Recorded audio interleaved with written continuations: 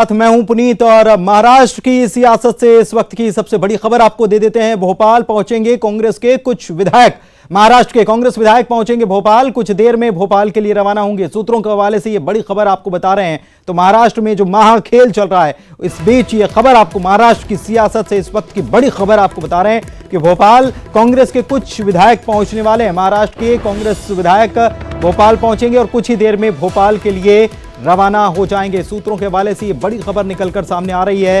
Horse trading का डर सताने लग गया है और ऐसे में सभी विधायक साथ में रहे, इसीलिए उन्हें कांग्रेस शासित राज्यों में भेजने की तैयारी है और इनमें से कुछ विधायक भोपाल लाए जा सकते हैं। और यह भी खबर आई थी कि कुछ को जयपुर ले जाया जा सकता है। सूत्रों के हवाले से खबर आपको बता रहे हैं। तो भोपाल के लिए रवाना होंगे कुछ ही देर में। सूत्रों के हवाले से खबर आपको बता रहे हैं जिस तरीके से महाराष्ट्र में जो सियासी खेल चल रहा है, उसके बाद कांग्रेस अपने विधायकों को सेव करना चाहती है। हॉर्स ट्रेडिंग का डर कहीं ना कहीं कांग्रेस को है, इसलिए कांग्रेस अपने विधायक जो कांग्रेस के विधायक हैं उनको मध्य प्रदेश लाया जा सकता है, भोपाल लाया जा सकता है। कुछ को यह भी कहा जा रहा है कि जयपुर ले जाया जा सकता है, क्योंकि इसके पहले कांग्रेस के जो विधायक थे वो जयपुर शिफ्ट किए गए थे और अब यह खबर है कि भोपाल लाया जा सकता है। तो महाराष्ट्र के कांग्रेस विधायक भोपाल आएंगे, भोपाल के लिए कुछ ही देर में रवाना होंगे।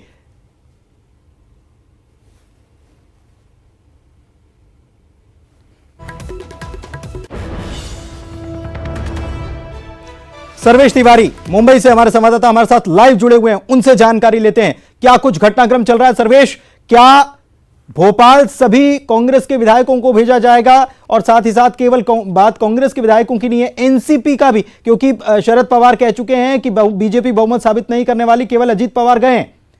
तो क्या एनसीपी के विधायकों को भी शिफ्ट किया जाएगा क्या?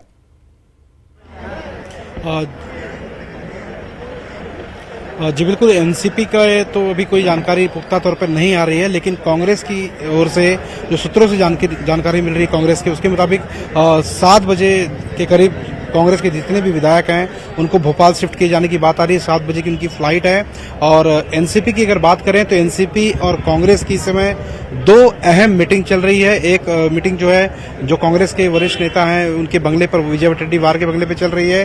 क्या कुछ कांग्रेस की पहल हो सकती है भोपाल ले जाने तक विधायकों की, वहां से लेकर आगे की रणनीति तय की जा रही है, जहां पे वरिष्ठ नेता मौजूद हैं। और दूसरी एक बड़ी गतिविधि पुनीत जी चल रही है वाईबी चौहान सेंटर पर, जहां पर एनसीपी के तमाम वरिष्ठ नेता मौजूद हैं और वहां पर इस बात का विचार किया जा रहा है कि जिस तरह से अजीत पवार ने कुछ विधायकों को लेकर राजभवन पहुंचे थे और वहां पर अपना समर्थन पार्टी की ओर से दावा किया था बीजेपी को देने का, अब इस गलती को कैसे कार्रवाई के तौर पर कहें या कुछ बैकडोर वापस से उनके कदम पीछे जाए। हालांकि कुछ नेता अजीत पवार के जो उनके भाई के घर वहां पर पहुंचे थे, उन्हें मनाने की 1.5 घंटे तक कोशिश जरूर की, लेकिन ये कोशिश कामयाब नहीं हुई।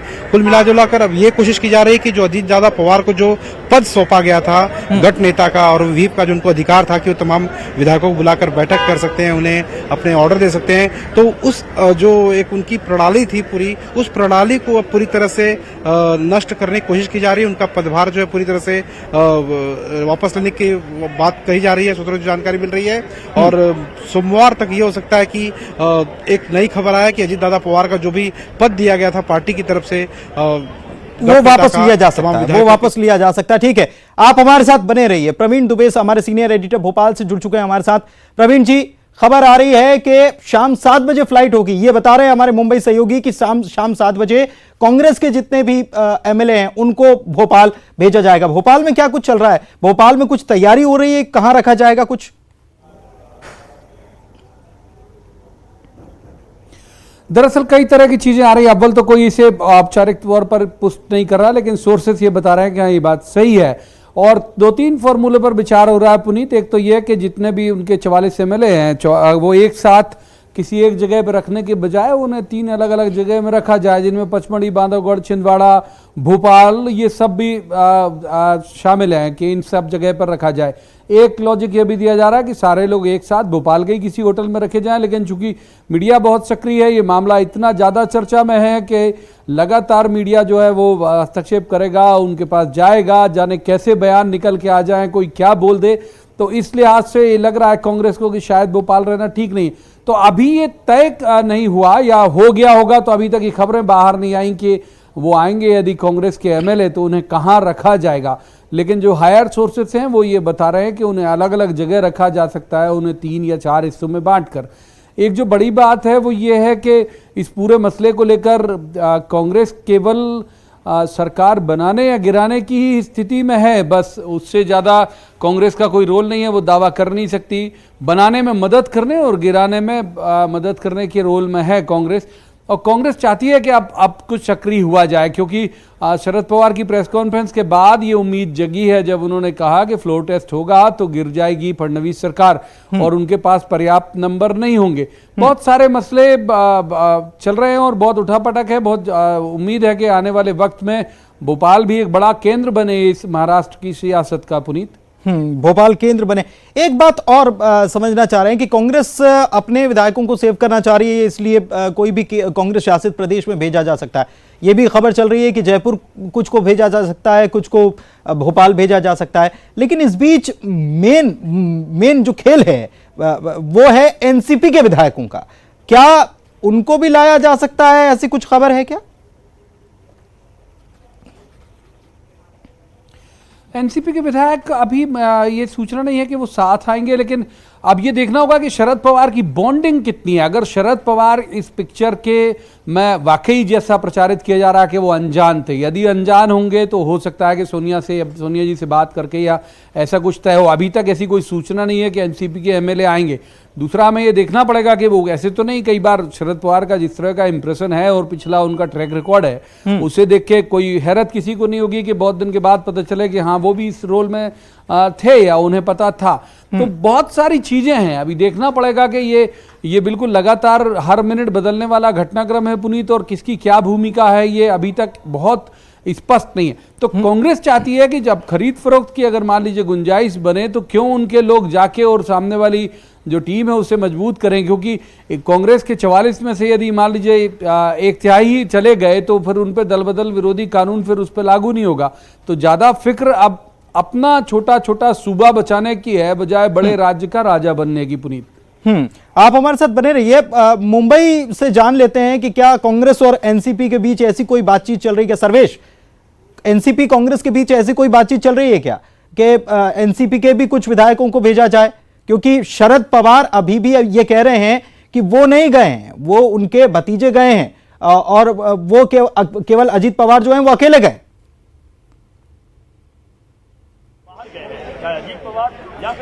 जी बिल्कुल पुनीत, जिस तरह से शरद पवार ने प्रेस कॉन्फ्रेंस ली और सारी बातों का जो पूरा दायरा था वो मीडिया के सामने रखा, उस दायरे से एक बात खुलकर सामने आई है कि 6:45 बजे करीब उनके घर पे 2 विधायक पहुंचे थे और उन दोनों विधायकों ने पवार से बात की कि उन्हें अजीत दादा पवार का फोन आया था, उन्हें धनंजय मुंडे जो नेता है B4 बंगलोर बुलाया गया, उसके बाद बिना बताए उन्हें राजभवन ले जाया गया था। लेकिन राजभवन में जैसे ही एनसीपी के नेता एंटर करते हैं वहां पर और भी कुछ दर्जन भर नेता देखते हैं। उसके बाद 2 से 3 जो नेता थे वो राजभवन के तुरंत बाहर आते हैं, वो वहां पर शपथ विधि में शामिल नहीं हुए क्योंकि वहां पर उन्होंने देवेंद्र फडणवीस को देख लिया था।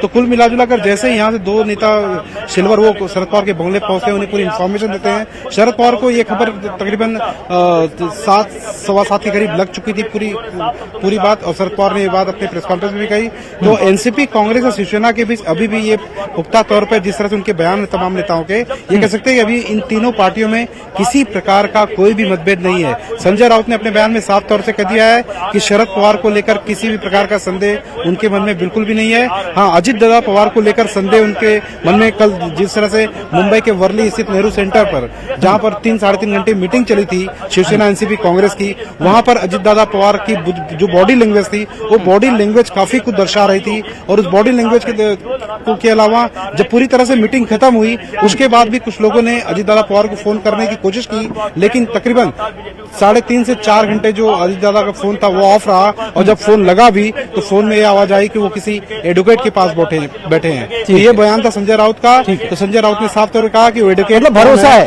अभी शरद पवार पर, भरोसा है कांग्रेस को भरोसा है, शिवसेना को भी भरोसा है। और चलिए, हमारे सहयोगी शंकर आनंद हमारे साथ दिल्ली से फोन लाइन पे जुड़े हुए हैं। दिल्ली से क्या घटनाक्रम हो रहा है ये भी सर्वेश जान लेते हैं। शंकर, दिल्ली में क्या कुछ चल रहा है? महाराष्ट्र में हो रहा है, लेकिन उसकी जो असर जो है वो राजधानी दिल्ली में हो रहा है। क्योंकि राजनीतिक गलियारों की अगर बात करें तो निश्चित तौर पे यहाँ पे चाहे बीजेपी की बात हो या एनसीपी की बात हो या कांग्रेस की बात हो, तमाम जो राष्ट्रीय स्तर के जो राजनीति है बकायदा यहीं से संचालित हो रही है। और जिस तरह से बकायदा महाराष्ट्र का एक घटनाक्रम चेंज हुआ है, वहाँ के राजनीतिक जो उठाक पटक चल रही है, तो उसका असर दिल्ली में भी हो रहा है। और यहाँ पर साफ तौर पर जिस तरह से जो वहाँ पे महाराष्ट्र में राजनीति घटनाक्रम हुआ है, तो यहाँ पर जो समीकरण है यहीं से बैठ करके बनाए जा रहे हैं और उसके बाद उस मामले पर इम्प्लीमेंट महाराष्ट्र में हो रहा है। हालांकि जिस तरह से भोपाल विधायकों का भोपाल कांग्रेस के विधायकों को भोपाल ले जाया जाएगा, ये दिल्ली से ही तय हुआ होगा? भोपाल ले जाने की खबर है या फिर सारे विधायक एक साथ भोपाल जाएंगे या फिर कुछ को जयपुर भेजे जाने की भी खबर, ये कुछ साफ हो पाया क्या? देखिए, जो विधायक बीजेपी से संबंधित हैं और कुछ जो अजीत पवार के साथ में हैं, वो हो सकता है कि कुछ दिल्ली में भी आए। दिल्ली में आने वाले जो विधायकों की संख्या है वो 9 शुरुआती तौर पर बताए जा रहे हैं। दिल्ली में उनको 9 विधायकों को यहाँ पर रखा जाएगा जो अजीत पवार से जुड़े हुए थे। हालांकि जो कांग्रेस वाले विधायक हैं उनको मध्य प्रदेश और जयपुर में ले जाने की बात हो रही है, लेकिन बीजेपी से संबंधित और अजीत पवार से जो संबंधित है उसको दिल्ली में लाया जा सकता है और यह दिल्ली के आसपास में जो और भी जहां हरियाणा जो है वहां पर रखा जा सकता है। लेकिन दिल्ली में जो 9 विधायकों को लाने की बात चल रही है, ये यहाँ के लिए काफी जो सरगर्मियां हैं वो बढ़ चुकी हैं, क्योंकि दिल्ली में आने के बाद उसको इस काफी जो गुप्त स्थान है वहां पर रखा जाएगा, जिससे कि वो किसी दूसरे पार्टी के संपर्क में ना आ सके। तो एक तरह से कहा जा सकता है कि महाराष्ट्र की जो राजनीति का जो असर है दिल्ली में साफ तौर पर देखने को मिल रहा है और आगे की रणनीति भी जो है यहाँ पे बैठकर बनाई जा रही है। ताकि अगर बात करें शरद पवार की बात करें तो पिछले कुछ दिनों से लगातार शरद पवार जिस तरह से दिल्ली में पहुंचे, इसके साथ ही प्रफुल्ल पटेल यहाँ पे थे और उसके बाद जो जिस तरह से रणनीति यहाँ पे बनी थी, शायद इसी का असर देखने को मिल रहा है। लेकिन जिस तरह से अब महाराष्ट्र में बीजेपी ने सरकार बनाया है, वो भी कोशिश करेगी कि उनके जो विधायक हैं, जो खासकर एनसीपी से जुड़े हुए जो विधायक हैं, जो अजीत पवार के साथ में आए हैं, तो उसको किसी तरह से बांध के यहाँ रखना। बांध के मतलब कि उनको संयमित तरीके से रखना, जिससे कि वो दूसरे पार्टियों के संपर्क में ना जा सके। और इसके साथ ही कुछ रणनीति इस बात को भी लेकर है कि जो खबरें निकल के आ रही हैं कि शिवसेना के भी कुछ विधायक वो टूट करके बीजेपी में आ सकते हैं। तो अगर जो टूटने वाले हैं जो समर्थन दे सकते हैं, ठीक है, ये खबर जो आ रही है सर्वेश हमारे सहयोगी मुंबई से लाइव जुड़े हुए हैं, उनसे उनके पास चल लेते हैं, उनसे बात कर लेते हैं। सर्वेश, खबर ये भी है कि शिवसेना के भी कुछ विधायक टूट सकते हैं और वो बीजेपी में जा सकते हैं, ये टूटने वाली बात। और साथ ही शंकर ये भी बता रहे हैं कि एनसीपी के जो अजीत पवार के समर्थन में है उन विधायकों को दिल्ली ले जाया जा सकता है। क्या खबर है वहां पर?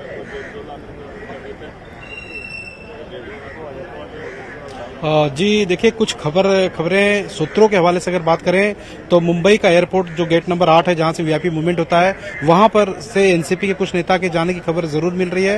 लेकिन पुख्ता तौर पे अभी अधिकृत तौर पे नहीं कह सकते, क्योंकि इनकी पार्टी की ओर से किसी ने इस बारे में कोई जानकारी दी है। लेकिन हमारे जो सोर्सेज है उनके हिसाब से वीआईपी मूवमेंट से कुछ एनसीपी के नेता वहां से रवाना जरूर हो सकते हैं। अगर शिवसेना की बात करें तो शिवसेना जो चीफ है उद्धव ठाकरे, वो अपने तमाम विधायकों से मिल चुके हैं। वहां से जिस होटल पे उन्हें ठहराया गया, ललित होटल में, वहां पर किसी प्रकार की इस तरह की मूवमेंट नहीं है। और तमाम जितने भी शिवसैनिक हैं लगातार मातोश्री से लेकर चाहे मडाईलैंड के मड़ की बात करें जहां पर उन्हें रिसोर्ट्स में रखा गया था, चाहे अब ललित होटल की बात करें, वहां पर किसी प्रकार की तोड़फोड़ की रणनीति फिलहाल अब तक तो नजर नहीं आ रही। लेकिन ये हो सकता है कि राजनीति के खेल में कभी भी कुछ भी हो सकता है। जिस तरह से 29 से 30 दिनों तक लगातार महाराष्ट्र में सरकार बनाने को लेकर जो उहापोह मची थी, महज एक रात में सुबह 8 बजे एक खबर आती है कि महाराष्ट्र में एक बार फिर से देवेंद्र फडणवीस मुख्यमंत्री पद का शपथ ग्रहण कर रहे हैं। तो राजनीति में कुछ भी संभव हो सकता है, कभी भी हो सकता है, कुछ कह नहीं सकते। देवेंद्र फडणवीस पहुंचे थे बीजेपी के दफ्तर मुंबई में और उन्होंने वहां पर बातचीत की। क्या उन्होंने बताया? क्योंकि उसके पहले कांग्रेस ने कई सारे सवाल दागे कि ये राष्ट्रपति शासन कैसे हटा, कैसे अनुशंसा की गई, ये पूरी प्रोसेस जो है ये अचानक से कैसे हो गई। कांग्रेस ने 10 सवाल उठाए थे, इसका कोई जवाब देते हुए फडणवीस नजर आए थे क्या?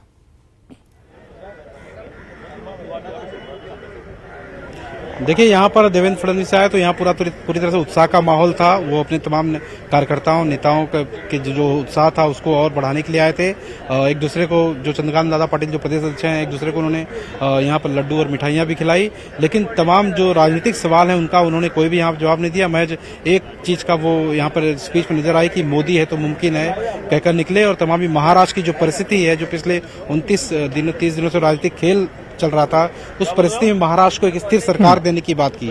तो कुल मिला जुला कर एक चीज यहाँ पर कह सकते हैं पुनीत की जो पहले की एक मुस्कान हुआ करती थी उनके चेहरे पर बतौर मुख्यमंत्री पद पे, अब ये जो दूसरी बार उन्होंने शपथ विधि ली है वो थोड़ी सी मुस्कान यहाँ पर हल्के रूप में जरूर दिखाई दे रही है, क्योंकि अभी पूरा खेल बाकी है।